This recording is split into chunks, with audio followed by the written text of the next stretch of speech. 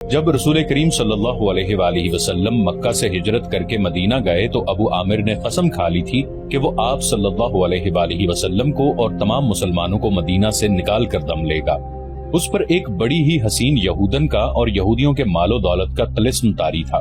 یہودیوں کی اسلام دشمن کارروائیاں زمین دوز ہوتی تھیں۔ بظاہر انہوں نے مسلمانوں کے ساتھ دوستی اور فرما برداری کا معاہدہ کر رکھا تھا۔ ابو عامر انہی کے ہاتھ میں کٹ پتلی بنا ہوا تھا، لیکن ان یہودیوں نے اسے قریش کا دوست بنا رکھا تھا۔ اب مجاہدین قریش کے خلاف لڑنے کے لیے مدینہ سے نکلے تو ابو عامر قریش کے پاس چلا گیا۔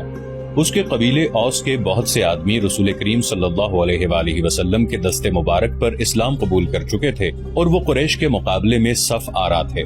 ابو عامر آگے چلا گیا اور مجاہدین سے بلند آواز سے مخاطب ہوا۔ رسول کریم صلی اللہ علیہ وآلہ وسلم نے اسے فاسق کا خطاب دیا تھا۔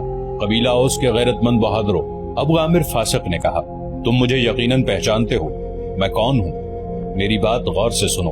وہ اپنی للکار پوری نہ کر پایا تھا کہ مجاہدین اسلام کی صف سے قبیلہ اوس کے ایک مجاہد کی آواز گرجی، او فاسق بدکار، ہم تیرے نام پر تھوک چکے ہیں۔ خالد کو وہ وقت یاد آ رہا تھا۔ مجاہدین اسلام کی صف سے ابو عامر اور اس کے ساتھ گئے ہوئے غلاموں پر پتھروں کی بوچھاڑ شروع ہو گئی۔ مورخ لکھتے ہیں کہ پتھر برسانے والے قبیلہ اوس کے مجاہدین تھے۔ ابو عامر اور غلام جو مجاہدین کے پتھروں کی زد میں تھے، ایک ایک دو دو پتھر کھا کر پیچھے بھاگ آئے۔ یہودی مدینے میں بیٹھے لڑائی کی خبروں کا انتظار کر رہے تھے۔ جس یہودن کے طلسم میں ابو عامر گرفتار تھا، وہ اپنی کامیابی کی خبر سننے کے لیے بے تاب تھی۔ اسے ابھی معلوم نہ تھا کہ اس کے حسن و جوانی کے طلسم کو مسلمانوں نے سنسار کر دیا ہے۔ ابو عامر فاسق کے اس واقعے سے پہلے وہ عورتیں جو قریش کے لشکر کے ساتھ گئی تھیں، لشکر کے درمیان کھڑی ہو کر سریلی آوازوں میں ایسے گیت گا رہی تھیں جن میں بدر میں مارے جانے والے قریش کا ذکر ایسے الفاظ میں، ایسی طرز میں کیا گیا تھا کہ سننے والوں کا خون کھولتا اور رونگٹے کھڑے ہو جاتے تھے۔ ان عورتوں میں سے ایک دو نے جوشیلی تقریر کی صورت میں بھی قریش کے خون کو گرمایا تھا۔ عورتوں کو پیچھے چلے جانے کا حکم ملا تو ابو سفیان کی بیوی ہند نے ایک گھوڑے پر سوار ہو کر ایک گیت گانا شروع کر دیا۔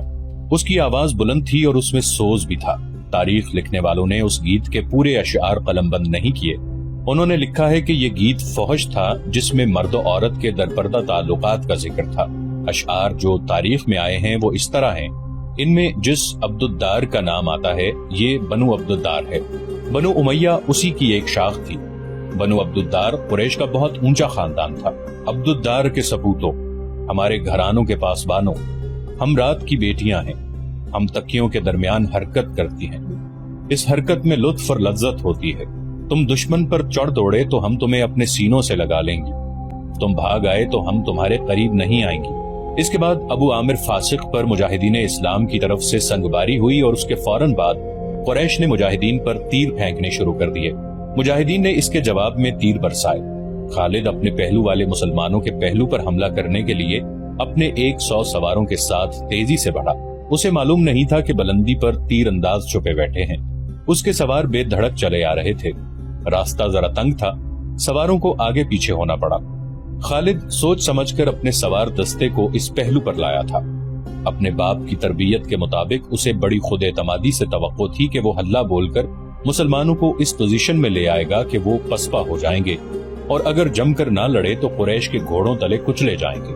مگر مسلمانوں کے پہلو سے اس کے سوار ابھی دور ہی تھے کہ اوپر سے تیر اندازوں نے اس کے اگلے سواروں کو نہ آگے جانے کے قابل چھوڑا نہ وہ پیچھے ہٹنے کے قابل رہے۔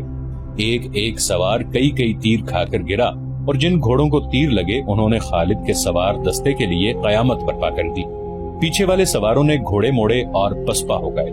ادھر قریش کی عورتوں نے دف اور ڈھولک کی تھاپ پر وہی گیت گانا شروع کر دیا جو ہند نے اکیلے گایا تھا، یعنی عبد الدار کے سپوتوں، ہم رات کی بیٹیاں ہیں۔ مورخ واقدی لکھتا ہے کہ عربی جنگجوؤں کے اس وقت رواج کے مطابق ایک ایک جنگجو کے لڑنے کا مرحلہ آیا۔ سب سے پہلے قریش کے پرچم بردار طلحہ بن ابو طلحہ نے آگے جا کر مجاہدین اسلام کو للکارا کہ اس کے مقابلے کے لیے کسی اور کو آگے بھیجو۔ آ میرے دین کے دشمن، حضرت علی رضی اللہ عنہ نے تند ہوا کے جھونکے کی طرح آگے آ کر کہا، میں آتا ہوں تیرے مقابلے کے لیے۔ طلحہ اپنے قبیلے کا پرچم تھامے تلوار لہراتے ہوئے بپھرا ہوا آیا، مگر اس کا وار ہوا کو چیرتا ہوا گزر گیا۔ وہ ابھی سنبھل ہی رہا تھا کہ حضرت علی رضی اللہ عنہ کی تلوار نے اسے ایسا گہرا زخم لگایا کہ پہلے اس کا پرچم گرا پھر وہ خود گرا۔ قریش کا ایک آدمی دوڑا آیا اور پرچم اٹھا کر پیچھے چلا گیا۔ علی رضی اللہ عنہ اسے بھی گرا سکتے تھے، مگر انفرادی مقابلوں میں یہ روا نہ تھا۔ طلحہ کو اٹھا کر پیچھے لے آئے۔ اس کے خاندان کا ایک اور آدمی آگے بڑھا۔ میں انتقام لینے کا پابند ہوں، وہ للکار کر آگے گیا۔ علی آ میری تلوار کی کاٹ دیکھ۔ حضرت علی رضی اللہ عنہ خاموشی سے اس کے مقابلے پر آ گئے۔ دونوں نے ایک دوسرے کی آنکھوں میں آنکھیں ڈالے، ایک چکر کاٹا، پھر ان کی تلواریں اور ڈھالیں ٹکرائیں، اور اس کے بعد سب نے دیکھا کہ حضرت علی رضی اللہ عنہ کی تلوار سے خون ٹپک رہا ہے اور ان کا مد مقابل زمین پر پڑا تڑپ رہا ہے۔ پھر قریش کے متعدد آدمی باری باری للکارتے ہوئے آگے بڑھے، مجاہدین کے مقابلے میں مرتے گئے۔ قریش کا سالار اعلیٰ ابو سفیان اپنے آدمیوں کو گرتا دیکھ کر غصے سے بے قابو ہو گیا۔ جنگی دستور کے مطابق اسے انفرادی مقابلے کے لیے نہیں اترنا چاہیے تھا، کیونکہ وہ سالار تھا۔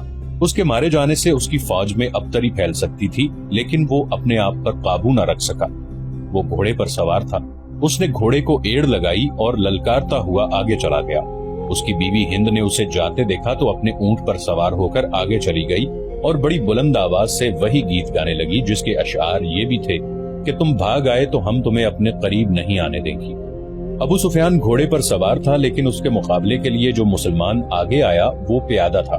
تاریخ اسے حنظلہ بن ابو عامر رضی اللہ عنہ کے نام سے یاد کرتی ہے۔ ابو سفیان کے ہاتھ میں لمبی برچھی تھی۔ کسی کو بھی توقع نہیں تھی کہ تلوار والا پیادہ برچھی والے گھڑ سوار سے زندہ بچ جائے گا۔ ابو سفیان کا گھوڑا حنظلہ رضی اللہ عنہ پر سرپٹ دوڑا آیا۔ ابو سفیان نے برچی تول کر پھر تاک کر ماری، لیکن حنظلہ رضی اللہ عنہ پھرتی سے ایک طرف ہو گئے۔ اس طرح 3 مرتبہ ہوا۔ تیسری مرتبہ ابو سفیان کا گھوڑا نکل گیا تو حنظلہ رضی اللہ عنہ نے اس کے پیچھے دوڑ لگائی۔ گھوڑا رک کر پیچھے کو مڑا تو حنظلہ رضی اللہ عنہ اس تک پہنچ چکے تھے۔ ابو سفیان اسے دیکھ